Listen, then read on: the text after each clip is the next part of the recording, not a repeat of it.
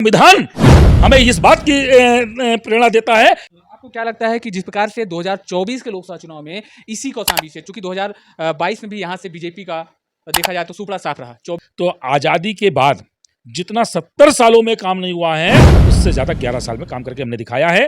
हम विपक्ष की बातों को नहीं सुनते, हम जनता की आवाज को सुनते हैं। की पार्टी ने इतनी योजनाएं जनता तक पहुंचाई हैं, लेकिन ऐसा क्या कारण रहा कि 2024 के लोकसभा चुनाव में इसी उत्तर प्रदेश से भारतीय जनता पार्टी को बड़ा झटका लगा? उत्तर प्रदेश के गांव दिल्ली की गलियों से ज्यादा बेहतर थे। भिन्न विचारधाराओं के वो दल जो तेल और पानी की तरह कहते थे कभी हम मिल नहीं सकते। हम जाति की राजनीति को हम विश्वास नहीं करते, हम एक राष्ट्रवादी विचारधारा है। कहने लगे लाओ भैया खटाखट कहाँ है, फटाफट कहाँ है। मेरी मौजूदगी कौशाम्बी जनपद में है और इस वक्त मैं मौजूद हूं चायल विधानसभा के पूर्व विधायक संजय कुमार गुप्ता जी के पास, जो कि केंद्र सरकार के 11 वर्ष पूरे हो चुके हैं और इस उपलक्ष्य में पूरे देश में केंद्र सरकार जा करके केंद्र सरकार के जो योजनाएं हैं जन कल्याणकारी, उन सभी को लोगों को किस प्रकार बताई जा रही है और केंद्र सरकार की किन किन योजनाओं का जनता तक लाभ मिल रहा है। चूंकि डबल इंजन की सरकार है और 2027 का विधानसभा चुनाव भी लगभग 2 साल ही बचे हुए हैं। अब देखना दिलचस्प है कि केंद्र सरकार इस बार ये जो 11 वर्ष पूरे किए हैं, अब 2 वर्षों बाद किन किन उपलब्धियों को लेकर के उत्तर प्रदेश के मैदान में आने वाली है। क्योंकि यूपी में जिस प्रकार से विपक्षी दल यानी समाजवादी पार्टी जो पीडीए का नारा लेकर के लोकसभा के चुनाव में देश की तीसरी सबसे बड़ी पार्टी बनकर के उभरी है, अब उत्तर प्रदेश में क्या 2027 के समीकरण को साधने के लिए भारतीय जनता पार्टी के पास क्या रणनीति होगी? क्योंकि 24 के लोकसभा चुनाव में सपा ने यूपी में बड़ी सेंध लगाई है। अब इन सभी विषयों को लेकर के, डबल इंजन की सरकार को लेकर के, केंद्र की सरकार, प्रदेश की सरकार, इन सभी विषयों को लेकर के हम पूर्व विधायक संजय कुमार गुप्ता जी के पास मौजूद हैं। आप यही से जानेंगे कि आखिरकार आप जिले की प्रभावशाली नेता रहे हैं जब आपका कार्यकाल रहा है, तो जब आप पूर्व हो चुके हैं और फिर भी इस जिले में आप काफ़ी सक्रिय हैं, इन सभी विषयों को लेकर के आपसे मिलते हैं। तो स्वागत है आपका हमारे चैनल में। नमस्कार। जिस प्रकार से केंद्र सरकार की योजना चल रही है और उसके अंतर्गत 11 वर्ष पूरे कर चुके हैं, तो इस विषयों को लेकर क्या कहें? चूँकि कल ही जिले में भारतीय जनता पार्टी के राष्ट्रीय महासचिव अरुण सिंह जी भी आए थे, आप भी वहाँ मौजूद थे। देखिए, ऐसा है, लोकतांत्रिक ढांचे में सरकारें ग्राम से शुरू होती हैं, निकायों से शुरू होती हैं, जिले की सरकार होती है, प्रदेश की सरकार होती है, केंद्र की सरकार होती है। सबका काम अलग अलग होता है। केंद्र सरकार का जो दायित्व है हर व्यक्ति को सुरक्षा प्रदान करना। आप देख सकते हैं, अगर विदेश नीति पे अगर हम जाएंगे, अगर अभी पहलगाम पर हमारे पर्यटकों पे अगर पड़ोसी मुल्क ने आतंकी कोई हमला किया तो ईंट का जवाब पत्थर से देने का काम हमारी केंद्र सरकार ने किया है। ये है केंद्र सरकार की जिम्मेदारी, सबकी चिंता करना। लेकिन विपक्ष तो पहलगाम पे भी सवाल उठाते हुए नजर आ रहा है। देखिए, विपक्ष का काम है सवाल उठाना। विपक्ष कभी ये नहीं कह सकता कि सरकार अच्छी चल रही है। अगर सरकार अच्छी प्रशंसा कर दिया तो विपक्ष बचेगा ही नहीं। हम विपक्ष की बातों को नहीं सुनते, हम जनता की आवाज़ को सुनते हैं। जनता क्या कह रही है, जाके उन 80 करोड़ लोगों से पूछो जिनके घर में केंद्र सरकार का राशन पहुंच रहा है, उनकी आवाज़ सुनिए। जाके उन लोगों से पूछिए जिनको केंद्र सरकार ने पक्के छत का घर बना के दिया है, उनकी आवाज़ पूछिए। जाके उनसे पूछिए उन बुजुर्ग माता पिता से जिनको हमारी सरकार वृद्धा पेंशन देती है। जाके उन दिव्यांग बंधुओं से पूछिए जिन्हें हम हर चीज़ में आरक्षण देते हुए पेंशन के माध्यम से उनकी पूरी व्यवस्था करते हैं। वो हमारी सरकार बताइए। आपने चूंकि आरक्षण का मामला जो है आपने आरक्षण को लेकर कह दिया, तो केंद्र सरकार ने जो है अब जाति जनगणना का भी समर्थन कर दिया है। इसको लेकर के विपक्ष कह रही है ये तो हमारी नीति थी, अब केंद्र सरकार को हम बनवा ले गए। राहुल गांधी जी भी यही कह रहे हैं। राहुल गांधी जी में अगर इतना दम होता और हम उनकी बात मान के जनगणना की घोषणा नहीं किए हैं, जनगणना होना हमारी केंद्र सरकार को लगा कि हमें करा देना चाहिए, तो ये राहुल गांधी मांग कर रहे थे इसलिए नहीं हो रही है। जनगणना होनी चाहिए वो इसलिए हो रही है। ये राहुल गांधी और कांग्रेस इस भ्रम में न रहे कि उनकी वजह से हो रही है। पूत हो गई 11 वर्षों में 14 के पहले का भारत देखो। यही पाकिस्तान जो हमारे सैनिकों का सर काट के ले जाता था, 14 के पहले के प्रधानमंत्री की चुप्पी नहीं टूटती थी। बदला लेने की तो बात जानिए। आज का भारत आपके सामने है। यही 14 के पहले का भारत, गरीबों की क्या दशा थी, किस तरीके से गरीब था। आज आप देखो, किसी भी गांव में जाओ, किसी भी बस्ती में जाओ, आपको प्रधानमंत्री आवास लाइन से बने हुए मिलेंगे। हर कच्चे घर वाले को पक्के घर में लाने की कार्रवाई हमारी सरकार कर रही है। शौचालय के माध्यम से, उज्ज्वला गैस के माध्यम से, हम लोगों ने तमाम ऐसी योजना जिसके माध्यम से हमने हर परिवार को लाभान्वित किया है। जो व्यक्ति जिस वर्ग का था उसके हिसाब से योजना दिया है। और आयुष्मान भारत के माध्यम से 5 लाख रुपए तक की इलाज की ये कोई छोटी मोटी योजना है। इस तरीके की तमाम योजनाएं क्या इसके पहले भी तो सरकारें थी? क्या इसके पहले की सरकारों ने कभी किया? आज 11 वर्षों में अगर उपलब्धि देखेंगे तो आज़ादी के बाद जितना 70 सालों में काम नहीं हुआ है, उससे ज़्यादा 11 साल में काम करके हमने दिखाया है। देश का इंफ्रास्ट्रक्चर उठा के देख लीजिए। आप कौशाम्बी में चलते हैं, आप बताइए कौशाम्बी में आज हाईवे आप देखिए। अभी जिस मार्ग से आए हैं, रामबन गमन मार्ग, ये केंद्र सरकार की योजना है, हमारे NH का योजना है। तो आज पूरे देश का इंफ्रास्ट्रक्चर, जिस तरीके से एक्सप्रेसवे बने, जिस तरीके से हम लोग हाईवेज को हम लोगों ने 6 लेन का बनाया, जितने पुल बनाए, आज सारी चीजें आप देखिए तो आज केंद्र सरकार ने एक नए भारत का निर्माण किया है। और वो दिन दूर नहीं है जो हमारा भारत विकसित भारत कहलाएगा। आपकी सरकार और आपकी पार्टी ने इतनी योजनाएं जनता तक पहुंचाई हैं, लेकिन ऐसा क्या कारण रहा कि 2024 के लोकसभा चुनाव में इसी उत्तर प्रदेश से भारतीय जनता पार्टी को बड़ा झटका लगा? देखिए, एक चीज आपसे कहना चाहूंगा, जैसे दिल्ली में जबकि पार्टी ने इतनी योजनाएं जनता तक पहुंचाई हैं, लेकिन ऐसा क्या कारण रहा कि 2024 के लोकसभा चुनाव में इसी उत्तर प्रदेश से भारतीय जनता पार्टी को बड़ा झटका लगा? देखिए, एक चीज आपसे कहना चाहूंगा, जैसे दिल्ली में जब केजरीवाल जी आए थे, उन्होंने कहा ये फ्री देंगे, वो फ्री देंगे, ऐसा करेंगे, वैसा करेंगे। लोक लुभावनी झूठे वादे करके सरकार बनाई, मगर आज दिल्ली की जनता ने केजरीवाल को उखाड़ के फेंक दिया। आप भी दिल्ली प्रचार में गए थे? मैं दिल्ली प्रचार में था। दिल्ली के लोगों से मैंने मिला। दिल्ली के लोग जिस तरीके से नरकी जिंदगी जी रहे थे, बाहर में सड़कों पे दिखने वाली दिल्ली और अंदर बस्तियों की दिल्ली में बहुत फर्क था। उत्तर प्रदेश के गांव दिल्ली की गलियों से ज्यादा बेहतर थे। केजरीवाल ने नरक बना के रखा था। बड़ी बात कह रहे हैं आप। नरक बना के रखा था केजरीवाल ने, नरक बना के रखा था दिल्ली को, मैं कह रहा हूं। और आज दिल्ली की जनता ने जो जनादेश दिया है, उसी प्रकार 24 के चुनाव में कांग्रेस या इंडिया गठबंधन ने जो झूठे प्रलोभन, जो झूठे वादे या एक अफवाह, एक भ्रम फैलाना, संविधान बदल देंगे या आरक्षण खत्म कर देंगे, इस तरीके के झूठ के चलते उत्तर प्रदेश की जनता थोड़ी सी भ्रमित हुई थी। मगर आज जाके आप देखिए, जब कांग्रेस के दफ्तर में लोग जाने लगे, कहने लगे लाओ भैया खटाखट कहाँ है, फटाफट कहाँ है, तो कांग्रेस के दफ्तरों में ताले लग गए, कार्यकर्ता भाग गए, कोई दिखाई नहीं दिया। एक चीज जान लीजिए, उत्तर प्रदेश या भारत, हमारा देश अपने आप में बुद्धिजीवियों का है। आज जनता ने उस चीज को समझा है। पूरी मजबूती के साथ मोदी और योगी के साथ प्रदेश की जनता खड़ी है।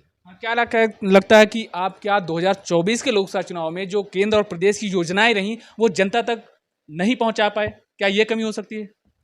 देखिए, होता क्या है ना, जैसे हमारी सरकार चल रही थी, जो सुविधाएं या जो योजनाएं हम दे रहे थे, उन्होंने बढ़ा चढ़ा के एक प्रलोभन दिया।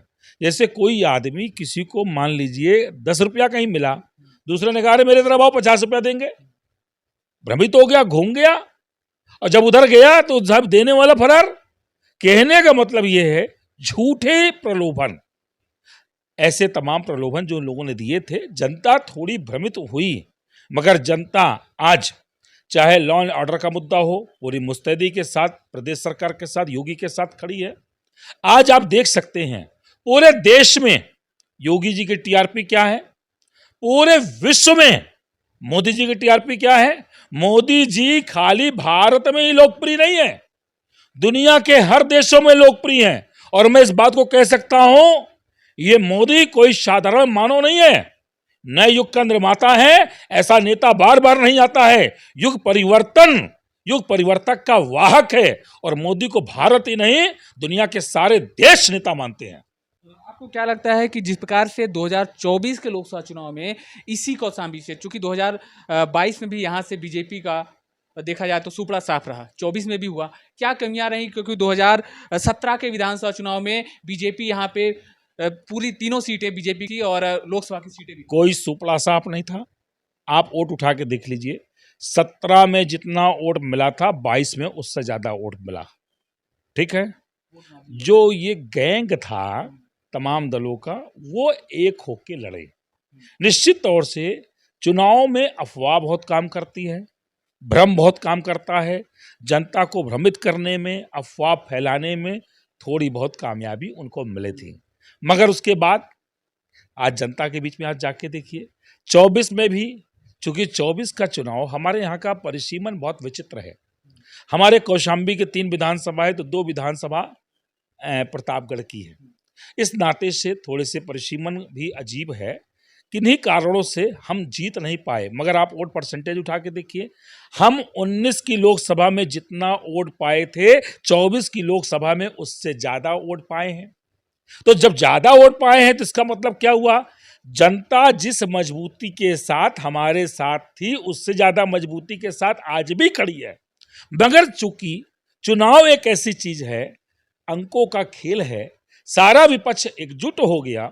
एक आदमी को या एक प्रत्याशी को पटखनी देने के लिए भिन्न विचारधाराओं के वो दल जो तेल और पानी की तरह कहते थे कभी हम मिल नहीं सकते, वो लोग आपस में गठबंधन नहीं एक ठगबंधन करने का काम किया। हम जरूर कुछ वोटों से पराजित हुए हैं, मगर जब आप 17 से 22 का वोट देखेंगे तो 17 से 22 में वोट ज़्यादा मिला। जब आप 19 से 24 में लोकसभा देखेंगे तो वोट ज़्यादा मिला। तो इसका मतलब ये सिद्ध होता है कि जनता जिस मजबूती के साथ भाजपा के साथ खड़ी थी उससे ज़्यादा मजबूती के साथ आज भी खड़ी है। क्या कहें, पिता तो जो है विधायक हैं मंझनपुर से, बेटे ही उनके जो है लोकसभा के सांसद, देश के सबसे युवा सांसद चुने गए इसी कौशाम्बी सीट से। देखिए ऐसा है, ये लोकतंत्र है, जनता जिसको बनाना चाहती है वो बनता है। सबको टिकट मांगने का अधिकार है, सबको चुनाव लड़ने का अधिकार है। अगर कौशाम्बी की जनता ने पिता को भी जनादेश दिया, पुत्र को भी जनादेश दिया तो जनादेश है, इस पर हम कोई टिप्पणी नहीं कर सकते। और जिस प्रकार से ये कौशाम्बी जनपद है और चूंकि 2027 का विधानसभा चुनाव अब लगभग 2 वर्ष बचे हैं और ये वही कौशाम्बी है। मैं आपको बता दूं कि यूपी के डिप्टी सीएम केशव प्रसाद मौर्य जी का ये गृह जनपद है और मैं उसी जनपद में मौजूद हूं और यहाँ पर पूर्व विधायक संजय कुमार गुप्ता जी हमारे समक्ष मौजूद हैं। चूंकि 2027 का जो विधानसभा चुनाव है यानी विपक्ष पीडीए के तहत मैदान में आने वाला है और इस पीडीए का क्या काट होगा भारतीय जनता पार्टी के पास, क्योंकि 11 साल पूरे हो चुके हैं केंद्र सरकार के और डबल इंजन की सरकार है और फिर से 2 सालों बाद चुनाव होना है विधानसभा का। उधर पीडीए का काट है तो भारतीय जनता पार्टी के पास ऐसा क्या काट होगा कि पीडीए को परास्त करने में कामयाबी मिल पाएगी? पहले बात तो मैं पीडीए के संबंध में कहना चाहूँगा, पीडीए के नाम पर अगर हमारे विपक्षी दल अगर राजनीति कर रहे हैं, हम इस पर विश्वास नहीं करते। लोकतंत्र और संविधान की मूल मंशा जातिगत राजनीति को बढ़ावा देने वाली नहीं है। संविधान ये कहता है, संविधान की व्यवस्था ये है, हर व्यक्ति को समानता का अधिकार मिलना चाहिए। 2 सालों बाद चुनाव होना है विधानसभा का, उधर पीडीए का काट है तो भारतीय जनता पार्टी के पास ऐसा क्या काट होगा कि पीडीए को परास्त करने में कामयाबी मिल पाएगी? पहले बात तो मैं पीडीए के संबंध में कहना चाहूँगा, पीडीए के नाम पर अगर हमारे विपक्षी दल अगर राजनीति कर रहे हैं, हम इस पर विश्वास नहीं करते। लोकतंत्र और संविधान की मूल मंशा जातिगत राजनीति को बढ़ावा देने वाली नहीं है। संविधान ये कहता है, संविधान की व्यवस्था ये है, हर व्यक्ति को समानता का अधिकार मिलना चाहिए। जातिगत हम किसी के प्रति समर्थन की बात करें या जातिगत किसी के प्रति हम विरोध की बात करें, ये संविधान के प्रति अच्छी आस्था नहीं है। भारतीय जनता पार्टी जाति पाति से ऊपर उठकर एक राष्ट्रवादी पार्टी है। हम सबका सम्मान करते हैं, चाहे हिंदू हो, चाहे मुसलमान हो, चाहे अगड़ा हो, चाहे पिछड़ा हो, चाहे अनुसूचित समाज का व्यक्ति हो। समाज के अंतिम पायदान पे खड़े व्यक्ति की भी चिंता भारतीय जनता पार्टी को है। हमारे नेता पंडित दीनदयाल उपाध्याय जैसे महापुरुषों ने अंत्योदय की अवधारणा को अवतरित किया था।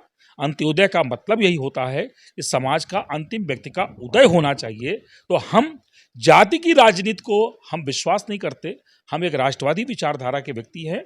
हर व्यक्ति के, हर जाति के व्यक्ति का कल्याण होना चाहिए। सरकार सबके लिए काम करे, जन कल्याण के लिए काम करे, सबका साथ, सबका विकास और सबके विश्वास की अवधारणा पे सरकार ने हमारे काम किया है। क्या पीडीए जो है इनका जो एक पीडीए का इन्होंने नारा दिया था, क्या नारा कोई कुछ भी दे सकता है। आप भी कोई नारा दे दीजिए, कोई कुछ भी नारा दे दे।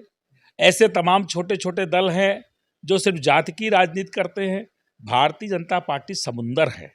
भारतीय जनता पार्टी विश्व का सबसे बड़ा राजनीतिक दल है। भारतीय जनता पार्टी लोकतंत्र का सबसे बड़ा संगठन है। भारतीय जनता पार्टी की सर्वाधिक राज्यों में सरकार है और हर राज्यों में अलग अलग विचारधारा के लोग रहते हैं। तो भारतीय जनता पार्टी के अंदर एक जाति विशेष, धर्म विशेष की राजनीति का भाव नहीं है। हम सबको अपना परिवार मानते हैं। हर कोई हमारा परिवार है, चाहे वो दलित समाज में जन्म लिया हुआ व्यक्ति हो, चाहे वो पिछड़ी समाज का कोई व्यक्ति हो, चाहे वो हमारी अगड़े समाज का व्यक्ति हो, चाहे किसी अल्पसंख्यक समाज का व्यक्ति हो। हम सब हमारा परिवार है। हम एक राष्ट्रवादी विचारधारा के लोग हैं। जातिवाद की राजनीति नहीं करते? मैं बिल्कुल जातिवाद की राजनीति को मैं पसंद ही नहीं करता। राजनीति विकास की होनी चाहिए, राजनीति मुद्दों की होनी चाहिए, राजनीति एक ऐसी अवधारणा के साथ होनी चाहिए जहां पे समाज का उत्थान हो, लोगों का उत्थान हो। अगर सबके चेहरे पे खुशी लानी है, एक विकसित भारत की परिकल्पना को साकार करना है, तो सबको लेकर चलना होगा। एक जाति के विकास से कभी राष्ट्र का विकास नहीं होगा। समस्त जातियों का जब विकास होगा तभी राष्ट्र का विकास होगा। क्या लगता है आपको, जिस प्रकार से 2022 के विधानसभा चुनाव में यूपी में प्रचंड बहुमत की सरकार बनी, तो अब 2027 सामने है। अब चूंकि 11 साल पूरे हो चुके केंद्र सरकार के, तो इस बार क्या पीडीए को परास्त करने में कामयाब हो पाएंगे? हम किसी को परास्त करने के लिए चुनाव नहीं लड़ते, हम विजय के लिए चुनाव लड़ते हैं। हमारा उद्देश्य किसी को खत्म करना नहीं है। हमारा इस देश राष्ट्र का निर्माण करना है। हमारा उद्देश्य एक मजबूत सरकार बनाना है। हमारा उद्देश्य एक सकारात्मक भाव से समाज की सेवा करना है। जो हमारे साथ है हमें उसकी भी चिंता है, जो हमारे साथ नहीं उसकी भी चिंता है। हमें सबको साथ लेके चलना है। हमारा संविधान ये कहता है, कोई भी व्यक्ति, कोई भी जनप्रतिनिधि जब शपथ लेता है और संविधान की जो शपथ लेता है उसमें कहीं नहीं होता है कि हम इस जात का काम करेंगे, इस जात का काम नहीं करेंगे। संविधान हमें इस बात की प्रेरणा देता है कि हमें सबकी चिंता करना है। इसलिए हम ऐसे किसी नारे पर कोई टिप्पणी नहीं करना चाहते। बहुत बहुत धन्यवाद है आपका। चूंकि जातवाद की राजनीति नहीं करना है, ऐसा चायल के पूर्व विधायक संजय कुमार गुप्ता जी हमारे साथ मौजूद रहे, जो कि बेबाकी से जवाब दिया इन्होंने। चूंकि केंद्र सरकार के 11 वर्ष पूरे हो चुके हैं और इसको लेकर के देश के कोने कोने में केंद्र सरकार अपनी जन कल्याणकारी योजनाओं को लेकर के जनता के बीच में जा रही है। अब देखते हैं कि 2027 के विधानसभा चुनाव में क्या पीडीए जो 24 में